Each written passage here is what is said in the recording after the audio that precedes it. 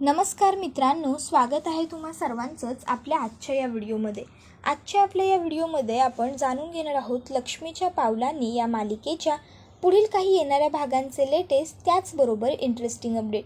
त्यामुळे पटापट व्हिडिओला लाईक करा, तसेच चॅनलला सबस्क्राईब करून बेल आयकॉन आठवणीने प्रेस करा, जेणेकरून तुम्हाला पुढच्या प्रत्येक व्हिडिओचं नोटिफिकेशन मिळत जाईल आणि सर्व व्हिडिओंचा आनंद हा अगदी उत्तम पद्धतीने घेता येईल. चला तर मग मित्रांनो, अजिबात वेळ वाया न घालवता सुरुवात करूया आपल्या आजच्या या व्हिडिओला.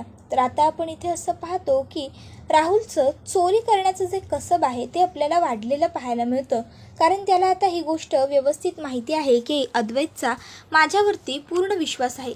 मी काहीही केलं तरी अद्वैत माझ्यावरती संशय घेणार नाही. त्यामुळे आता राहुल हा चोरी करण्याच्या आणखीन जास्त वळणावरती आलेला आहे. आता त्याने दुसऱ्यांदा चोरी करायचा प्लॅन केलेला आहे. तर आता इथे कला, हिला मात्र राहुलवरती अजिबात कणभरही विश्वास नाही आहे. तिला राहून राहून असंच वाटतंय की गेल्या वेळेस वेंडरने अद्वैतला ज्या केसमध्ये फसवलं होतं त्या केसमध्ये सुद्धा नक्कीच तो एकटा सहभागी नसणार आहे. त्याला ऑफिसची कोणीतरी व्यक्ती सामील आहे आणि ती म्हणजे राहुल. कारण राहुल व्यतिरिक्त कोणीच असं नाही आहे की जे फसवाफसवीचे कामं करेल. मग कला अद्वैतला म्हणते, चांदेकर, मला तुझ्याशी थोडं बोलायचं होतं. अद्वैत म्हणत असतो की हे बघ, खरे जर तुला खरोखर महत्त्वाचं आणि कामाचं काही बोलायचं असेल तर बोल, कारण मी खरंच महत्त्वाची कामं करतोय. त्यावर कला म्हणत असते, चांदेकर, तुला काय म्हणायचं याचा अर्थ? मी उगाचच्या उगाच बाष्कळ बडबड करत असते का? फक्त टाइमपास करते का? त्याबरोबर अद्वैत म्हणत असतो, हे बघ, सुरुवात केलीस तू. जे बोलायचं आहे ते पटपट बोल ना खरे कामाचं. त्यावर कला ही आत्ता हो बोलतेय असं म्हणायला लागते. अद्वैत हातातलं काम 2 मिनिटं बंद करतो आणि कला काय सांगते त्याच्याकडे व्यवस्थित लक्ष देतो, कारण कलाचं बोलणं ऐकणं हे त्याला महत्त्वाचं वाटतं, कारण कलाचा चेहरा हा खूप सिरियस दिसत असतो. मग कला ही अद्वैतला म्हणायला लागते, चांदेकर, म्हणजे बघ, मला काय वाटतं नाही, म्हणजे तुझा राहुलवरचा विश्वास खरोखर चांगला आहे आणि आपल्या भावावरती आपला विश्वास हा असायलाच हवा. पण मी काय म्हणते, राहुलवरती एवढा विश्वास ठेवावा असा नाही आहे तो. त्याने आतापर्यंत खूप चुका केल्या आहेत. तर मला असं वाटतंय. त्यावर अद्वैत म्हणत असतो, तुला जे काही वाटतंय ना खरे ते प्लीज स्पष्ट बोल, उगाचच्या उगाच न आडेवेडे घेता, कारण काय आहे, मला स्पष्ट बोललेलं आवडतं. त्यावर कला म्हणत असते, ठीक आहे, मग आता जर तुझी इच्छा आहे की मी एवढं स्पष्ट बोलावं तर मग मी स्पष्टच बोलते. अद्वैत, मला असं वाटतं की तुला राहुलने फसवलं होतं त्या वेंडरच्या केसमध्ये. म्हणजे राहुलने सुद्धा त्या हिरांच्या अफरातफरीमध्ये त्याची साथ दिली असं मला वाटतंय. त्यावर अद्वैत मात्र कलाला साफपणे सांगून टाकतो की हे बघ, खरे राहुल असं काही करणं साहजिकच नाही आहे. म्हणजे बघ, तो एक वेळेस खोटं बोलू शकतो, तो बाकी काहीही करू शकतो, पण हे नाही, कारण त्याने हे असं काहीतरी केलं तर त्याला ही गोष्ट अगदी व्यवस्थित माहिती आहे की आबांचं नाव बुडेल, आणि आबांचं नाव बुडेल असं मला वाटत नाही की आमच्या घरातलं कोणीतरी वागवू शकेल म्हणून, मग अगदी कोणीच. त्याबरोबर मात्र आता इथे कला विचार करते की काय करू मी. हा चांदेकर तर माझं काहीच ऐकून घ्यायला तयार नाही आहे, माझ्यावरती विश्वासच ठेवत नाही. पण मग मला काहीतरी करायला तर हवं, पण काय करू? कोण ठेवेल माझ्यावरती विश्वास? जर मी आत्ताच ह्या गोष्टी वेळेवर नाही थांबवल्या, वेळेवर लक्ष नाही दिलं, तर मात्र पुढे जाऊन नक्की या सगळ्याचा काहीतरी वाईट परिणाम आम्हाला भोगावा लागेल. पण मी काय करू हा आता प्रश्नच कलाला पडलेला असतो. मग आता कलाला सगळ्यात सोपं उत्तर वाटतं ते म्हणजे सरोज. कला विचार करते की सरोज मॅडमशी बोलून बघू का.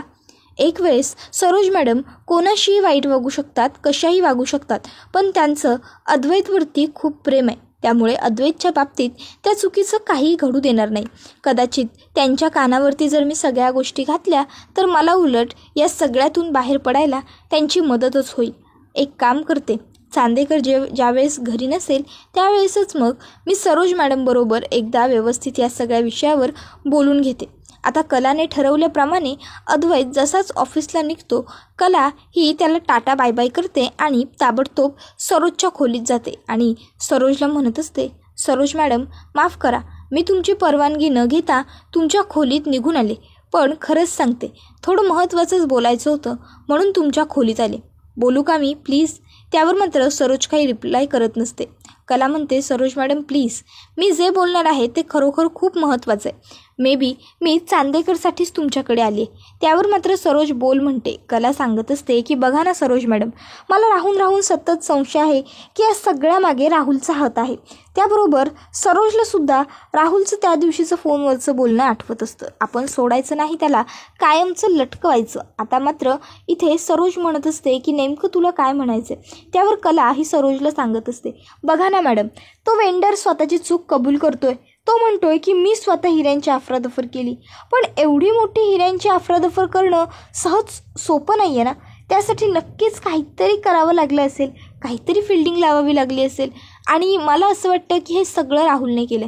त्याबरोबर सरोज म्हणत असते की ठीक आहे, जर तुला अशी दाट शंका आहे तर मात्र आपण राहुलवरती बारीक लक्ष ठेवायला हवं.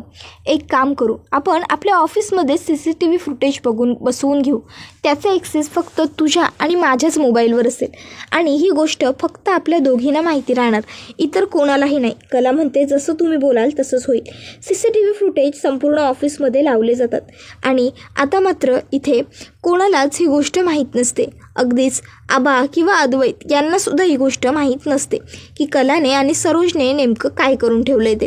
मग आता इथे दुसऱ्या दिवशी राहुल हा ज्यावेळेस चोरी करायला आलेला असतो त्यावेळेस त्याला दिसतं की वॉचमन हा बरोबर गेटवरती उभा आहे. काहीतरी करायला हवं म्हणून मग राहुल हा विचार करतो की इथली ही जी कुंडी आहे ती मी खाली पडतो, म्हणजे वॉचमनला आवाज जाईल आणि वॉचमन ती उचलायला जाईल. आता राहुलने ज्याप्रमाणे विचार केलेला असतो समोर ही गोष्ट अगदी त्याचप्रमाणे घडते. तो कुंडी खाली पडतो, त्याबरोबर वॉचमनला कुंडी पडण्याचा आवाज येतो. वॉचमन कुंडी उचलायला तिकडनं बाजूला जातो, कुंडी उचलून ठेवतो, आजूबाजूला बघतो, आजूबाजूला त्याला काहीच दिसत नाही. वॉचमन विचार करायला लागतो, ही कुंडी अचानक कशी काय खाली पडू शकते. नाही, कदाचित हवाने वगैरे पडली असेल, असं होऊ शकतं. आणि मग तो पुन्हा एकदा त्याच्या कामाला लागतो. तर तोपर्यंत आता राहुल हा ऑफिसच्या आतमध्ये पोहोचलेला असतो. आता हळूहळू लपत छपत तो तिजोरीपर्यंत पोहोचतो आणि आता तिजोरीमध्ये पासवर्ड टाकून तो लगेचच हिरे काढतो. आणि आता ते हिरे काढल्याच्या नंतर तो ताबडतोब हिरे खिशामध्ये भरतो आणि तिकडनं निघतो. त्यानंतर तो श्रीनाथ ज्वेलर्सच्या माणसाला भेटलेला असतो आणि तो त्याला सांगत असतो की मी आपलं काम साफ केलेलं आहे. आता बघ, पुन्हा त्या अद्वैतवरती केस वगैरे काहीतरी होईल आणि तो लोकांना फसवतो हे सिद्ध होईल, कारण दुसऱ्यांदा तर चुकून गफलत होऊ शकत नाही हे सर्वांनाच माहीत आहे. त्याबरोबर इथे श्रीनाथ ज्वेलर्समधला माणूस म्हणत असतो की खरंच तू खूप ग्रेट आहेस तू राहुल. आपण दोघं जर असेच कायम एकत्र आलो ना तर आपण त्या अद्वैतला अगदी उद्ध्वस्त करून टाकू. पण आता तोपर्यंत इथे बडबड झालेली असते सगळ्यांची. चांदेकर ज्वेलर्समध्ये चोरी झाली ही गोष्ट आता कलापर्यंत आणि सरोजपर्यंत पोहोचते. कला आणि सरोज सगळ्यांनाच जरा शांत व्हायला सांगतात. ओव्हर पॅनिक होऊन काहीही होणार नाही आहे, उपयोगच नाही असं सांगतात. आणि मग त्या दोघीही गपचूप ह्या सरोजच्या रूममध्ये येतात आणि सरोजच्या रूममध्ये येऊन आता ते पहिला CCTV फुटेज चेक करतात. त्यामध्ये स्पष्टपणे राहुलने चोरी करताना दिसत असतं.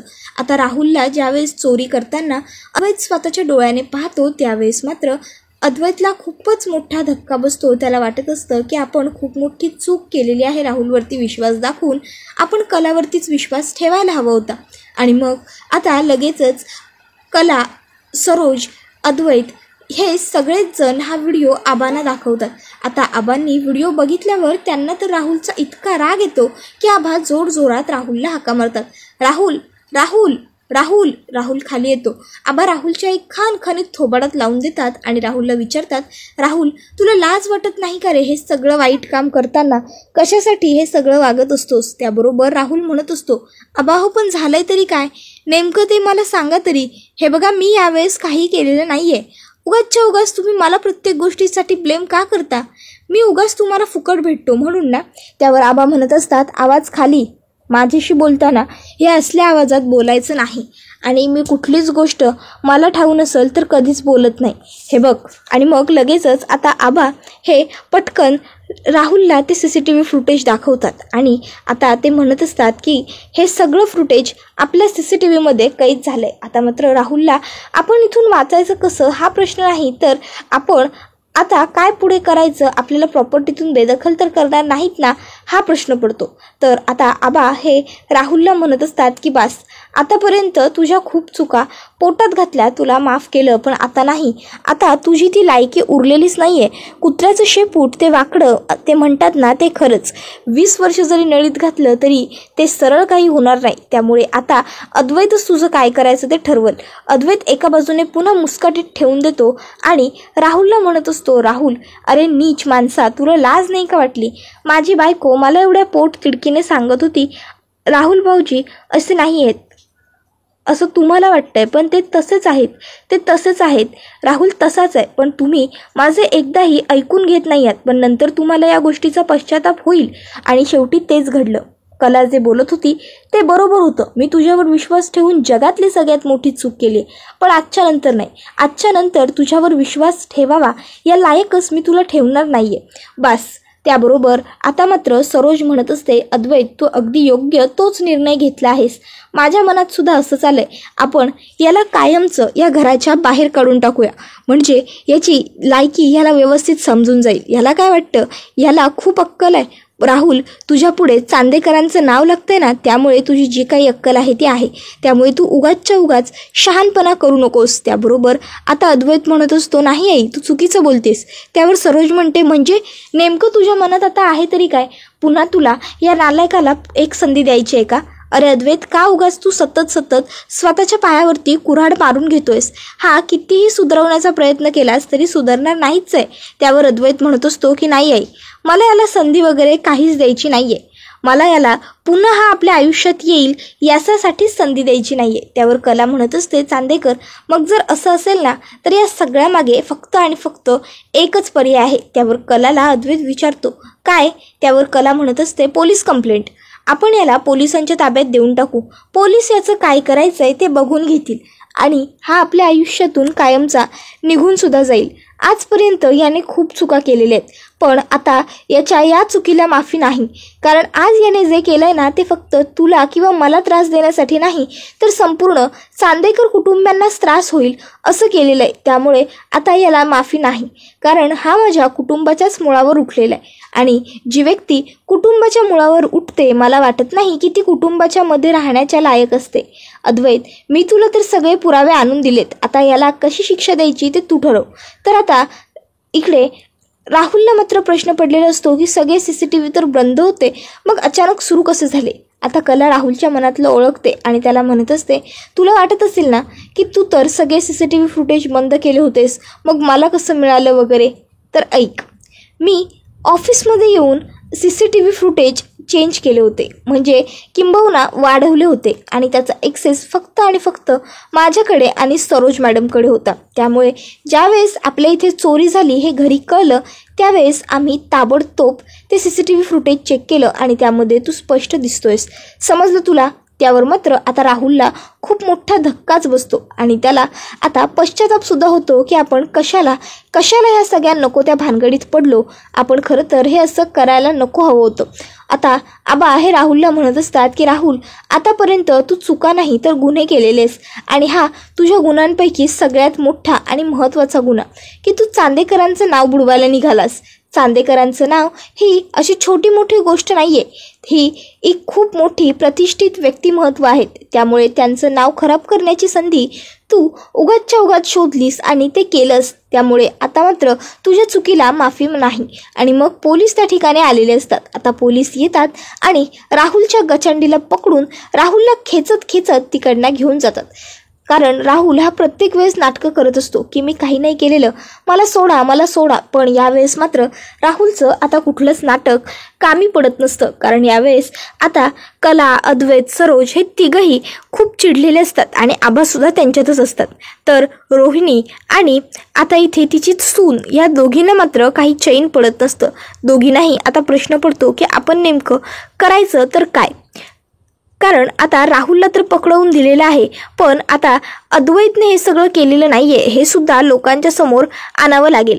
कारण हे सगळं राहुल करतोय हे लोकांपर्यंत पोहोचायला हवं, पण कसं? तर आता इथे अद्वैत हा लगेचच कलाला आणि आईला म्हणायला लागतो की खरंच थँक्यू सो मच, हे सगळं काही तुमच्यामुळेच पॉसिबल झालं. तर आता पोलीससुद्धा म्हणत असतात की तुम्ही काळजीच करू नका अद्वैत चांदेकर, आता बघाच आम्ही याला कशी अद्दल घडवत होती, जन्माची अद्दल होईल, पुन्हा हा कधी असं वागणार नाही याची हमी देतो. त्याबरोबर अद्वैत म्हणत असतो की तुम्ही जे काम कराल ते योग्य करालच, फक्त कायद्याच्या माध्यमातून कायद्याच्या मदतीनेच जे करायचं आहे ते करा. त्याबरोबर लगेचच इन्स्पेक्टर म्हणतात की येस सर, आणि मग आता ते तिकडनं निघून जातात. तर आता कला आणि अद्वैत बेडरूममध्ये आलेले असतात. अद्वैत हा कलाला म्हणत असतो खरे सॉरी. त्यावर कला म्हणते काय, पुन्हा बोल. त्यावर अद्वैत म्हणतो खरे सॉरी. कला म्हणते मला ऐकू नाही आलं, काय म्हणालास. त्यावर अद्वैत जोरात म्हणतो खरे सॉरी. त्याबरोबर कला म्हणते नाही ते ठीक आहे, सॉरी बोललास ते आता मला कळतंय, पण सॉरी कशासाठी. त्यावर अद्वैत म्हणत असतो की जर मी वेळेवर तुझ्यावर विश्वास ठेवला असता तर तुला या सर्व गोष्टींची गरजच पडली नसती ना. त्यावर कला म्हणत असते की ठीक आहे, काही हरकत नाही, पण एक गोष्ट लक्षात ठेव, पुढच्या वेळेपासून तू अडचणीत यावं किंवा तुला कोणीतरी अडकावावं ही गोष्ट माझ्या मनात कधीच येत नाही. त्यामुळे मी जर तुला पुढच्या वेळेपासून काही सांगत असेल तर प्लीज माझं व्यवस्थित आणि शांतपणे ऐकून घेत जा, समजलं. त्यावर अद्वैत म्हणतो की हो कळलं, व्यवस्थित कळलं. आणि मग आता कला आणि अद्वैत हे दोघंजण त्यांच्या कामाबद्दल बोलत असतात. आता कला ही अद्वैतला म्हणत असते की हो जे डिझाईन झालं आहे किमान ते तरी आपण त्यांना पाठवून देऊ, म्हणजे कसं पुढे प्रॉब्लेम नको. आता हा जर पुन्हा गोंधळ घडला नसता तर मात्र मला डिझाईन बनवायला व्यवस्थित वेळ मिळालाच असता की. आता इथे कलाने असं म्हटल्याबरोबर अद्वैतकडे मात्र काहीच पर्याय उरत नाही. त्याबरोबर आता अद्वैत हा कलाचा ऑप्शन चॉईस करतो आणि म्हणतो की ठीक आहे, जसं तू बोलतेस तसं करूया. तर इथे आता मात्र आबांना टेन्शन आलेलं असतं, कारण आता राहुल आणि नैना यांची ताटातूट झाली म्हणजे नक्कीच यांचा संसारसुद्धा होणार नाही. मग सोहमसुद्धा आता हल्ली विचित्र वागायला लागलाय, म्हणजे सोहमसुद्धा नाही. मग आता कला आणि अद्वैत ह्या एकच जोडप्याकडून त्यांना अपेक्षा आहे, मग ते तरी आबांची अपेक्षा पूर्ण करतील का की अपेक्षा भंग होईल. तुम्हाला काय वाटतं ते आम्हाला कमेंटमध्ये नक्कीच सांगा. तर दुसरीकडे आपण पाहतो की कला आता प्रेस कॉन्फरन्स घेते आणि प्रेस कॉन्फरन्समध्ये स्पष्टपणे सांगून टाकते की या सगळ्यामागे श्रीनाथ ज्वेलर्सचे हेड हे आहेत आणि त्याचबरोबर माझा धाकटा दीर म्हणजेच राहुल हा सुद्धा त्यांना सहभागी होता. राहुल सहभागी होता म्हणूनच खरं तर त्यांचं जास्त फावलं, पण त्यांना ही गोष्ट कळली नाही की राहुलवरती आम्ही किती दिवस विश्वास ठेवणार. शेवटी सांगायचं हेच आहे मला की जे सत्य असतं ते उशिरा का होईना पण समोर येतच, आणि त्यामुळे आपण कायम चांगलं आणि खरं वागावं. त्याबरोबर हा व्हिडिओ इथेच संपतो. व्हिडिओ आवडला तर व्हिडिओला लाईक करा, तसेच चॅनलला सबस्क्राईब करून बेल आयकॉन प्रेस करा, जेणेकरून तुम्हाला पुढच्या प्रत्येक गोष्टीचं नोटिफिकेशन मिळत जाईल आणि सर्व व्हिडिओंचा आनंद हा अगदी उत्तम पद्धतीने घेता येईल. हा व्हिडिओ तर आता इथेच संपतो, पण पुढचा व्हिडिओ येईपर्यंत या व्हिडिओचा छान पद्धतीने आनंद घेत राहा. टाटा बाय बाय, धन्यवाद, take care all of you.